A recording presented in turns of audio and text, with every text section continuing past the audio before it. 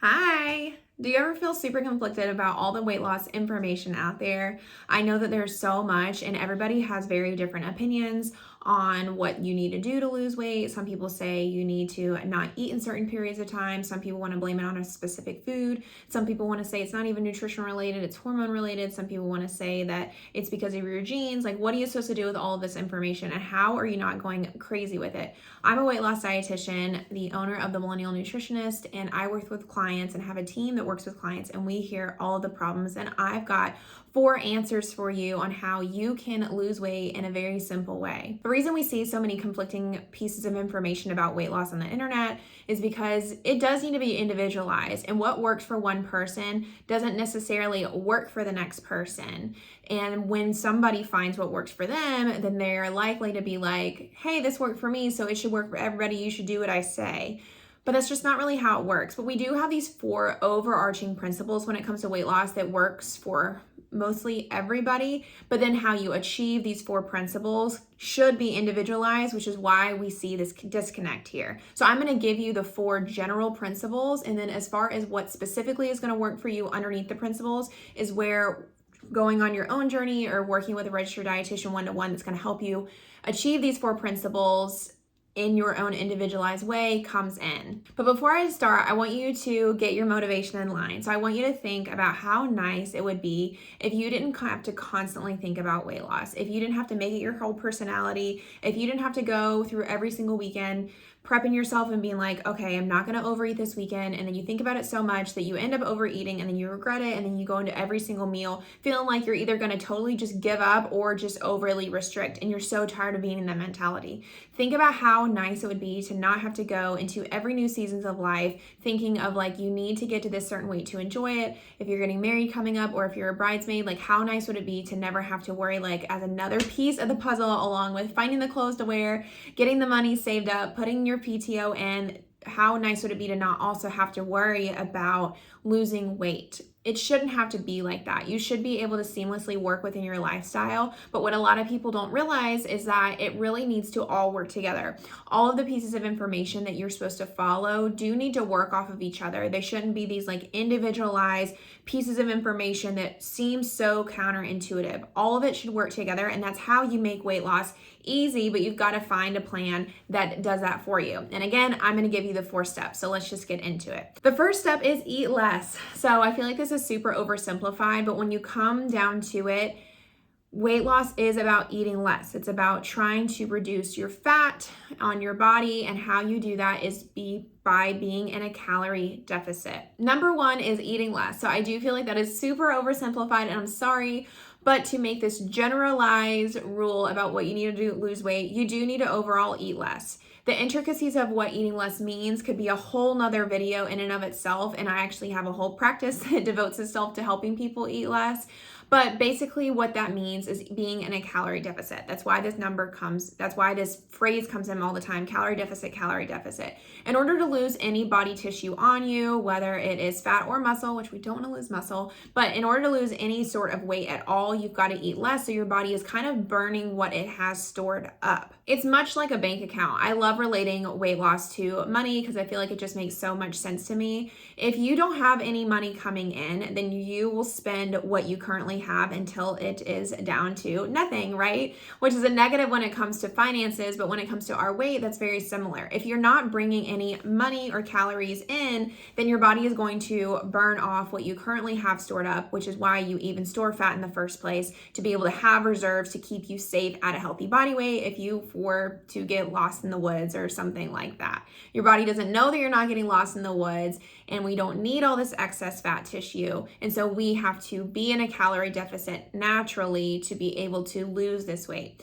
Now, we don't want to be in a super strict calorie deficit because that could cause counter effects such as decreasing metabolism. It can also cause you to feel so restricted that you end up wanting to eat more, and both of these problems together can just cause you to end up gaining more weight than you even tried to lose in the first place, which I know what you don't want to do. In order to figure out what a calorie deficit is going to be for you, I have a free MyFitnessPal tracking tutorial. At the very end, I teach you how to calculate your own calorie deficit. I actually don't really love online calculators, but what I think is a little bit more reliable if you're doing this on your own is just to track what you eat for like a week or two and then figure out the average and subtract from there. That's going to be a much better way to make sure you are not under feeding yourself so that you don't have a decreased metabolism, because that can be a whole other situation that can take a while to get out of. How are you going to eat less? It's so easy just to be like, yeah, you got to eat less. But when I see with clients happens is it's hard to eat less for a consistent period of time. You have to, in order to have changes in your body, you have to do this over a very long period of time, and you've got to be consistent. Your body is going to be a little bit slower to change in the beginning until it gets used to this new amount that you're feeding it. So in order to stay consistent for the long term, you've got to think about why you are not already in a calorie deficit. And so some common problems that I see with clients are that they are overeating when they feel emotional, especially because I work with so many millennial women. I see that a lot of my clients end up taking out their stress or their boredom on eating. We have a whole podcast episode that was really, really great. I interviewed a therapist that talks about how to deal with this, but some things that we talk about in our sessions with clients is to make sure you're identifying the emotions that you're in and trying to find a different coping mechanism. And then if all possible, reduce the stressor so you don't even have to worry about that, the whole thing. The other part of what I see when people are overeating is that they are eating past their fullness cues. It always amazes me that people don't know what hunger and fullness cues are, or they don't even know if they're actually hungry or if they just feel emotional. Signs of hunger are like your stomach are growling, you feel like your stomach hurts. And then one client always gave me this great piece of advice that I love to use with other clients. And every time she felt like she didn't know if she was like emotionally eating or she was just really hungry, she would do this like bell pepper or cucumber test where she was like, if I'm really hungry, a vegetable like a cucumber or a bell pepper is going to make me feel better. But if I'm emotionally eating, if I just like want food for entertainment or something like that, that's not going to sound good to me. And so doing that can really help you determine if you're actually hungry or not. But we also want to make sure we're not getting too hungry, because if you get too hungry, then you will likely overeat because your hunger hormones really kick into gear and cause you to do that. So we want to make sure we are quelling that hunger, but also not overeating on the opposite end of that. Also, if you are not exercising, you cannot eat as much to lose weight, which is why the second tip is super important to make sure you are sustainably losing weight by making sure that you are exercise. When you exercise, you can eat more food, which gives you a lot more flexibility, which is how it should be when you go out to eat, when there is a moment of weakness and somebody's cooking hot dogs out at the pool and you really want one.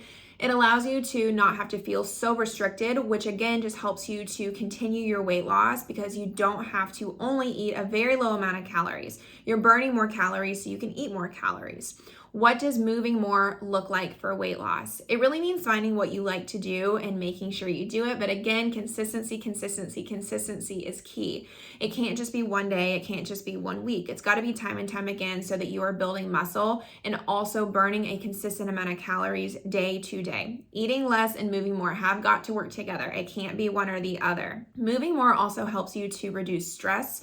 And when you reduce stress, it helps you to eat less. And so again, that's another example of what I'm saying, that these interventions that you're doing for weight loss should all work together, and that's what's going to make it easier. Tips for people who find it really hard to work in exercise are finding things that you can kind of do around your house. So I really like to use the 10,000 step rule with my clients, and this can sound really intimidating to somebody who, honestly, like myself, has a super sedentary job, is sitting down like 8 to 10 hours a day, and like cannot find the time to walk and strength train. And so what we work on is finding ways to just slightly extend what you're already doing. If you already walk your dog in the morning and the evening, then just extend that by like 10 more minutes or an extra loop, and that really helps a lot.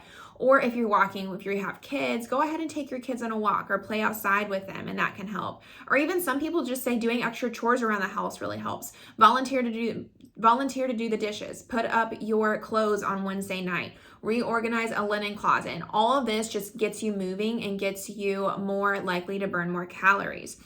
Through time, we have become such a sedentary generation. You know, we used to be out working in the farms. We used to be cleaning our house all day long. We didn't have all these modern conveniences like Instacart and the computer. And so we just become so sedentary. And I believe that even in the last couple of years, with everybody now having work from home jobs, that has just gotten even worse. So we really have got to think through how you are going to mimic all of that activity that you used to do when you were a kid, or when you used to have at least an office job where you had to walk from the car to your apartment. Walking from your bedroom over to your office is just not going to cut it, and we have to think through how we can make sure we are being active. This doesn't need to be anything super crazy, but it does need to be consistent every day if possible. The third tip is eating more produce. So these last two tips are going to go into detail a little bit more about what eating less looks like, or honestly, like what you need to be eating more of. Because if we're only thinking about eating less of everything, then it can get really overwhelming and backfire. So I'm going to give you two things that you can eat more of. So first of all is eating more produce. Eating produce is the powerhouse of health. It helps treat hypertension because it's a naturally low sodium food. And there's so many fruits and vegetables out there that it gives you a big variety in what you can eat. It helps to reduce cholesterol because it's a high fiber food and a low saturated fat food.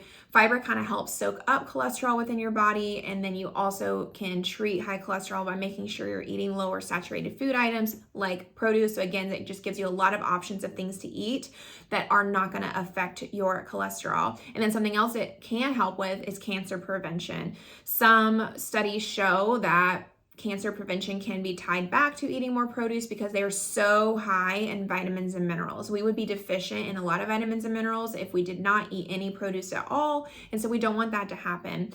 You can lose weight without being healthy, but it doesn't help you to prevent these diseases later on, which is why I'm guessing that you want to lose weight in the process. Eating more fruits and vegetables also just gives you more energy. A lot of people that come to me that say they want to lose weight say that they want to have more energy to play with their kids. And a way to have more energy is to eat more fruits and vegetables because it gives you more water. It also gives you more bulk to kind of work through your system, increases your fiber intake, so make things regular in the bathroom. It just helps with so many things. And then another big reason it helps with weight loss is because it gives you structure for what you should be eating. If you're only thinking about calories, if you're only thinking about what's the littlest amount of food you can eat, you're going to get very overwhelmed when you're in a situation and you don't know the calories. I see this so much with clients that feel like they do great if they have everything within their own control, but if they go to a cookout or they're invited last minute to a pizza night, they freak out and they just end up giving up. And this is what can really cause people to not lose weight for the long term. You want to figure out how to navigate these situations, and the way you're going to do that is by figuring out how to balance more produce on your plate. And so one tip you can to help with this is always try to put 1 to 2 servings of produce on your plate whenever you're eating breakfast, lunch, and dinner, and even snacks. And it really adds up throughout the day. The last tip is to eat more protein. When you are losing weight, you need to be eating more protein so that you stay full and that you are also capitalizing on increasing your muscle mass for an increased metabolism.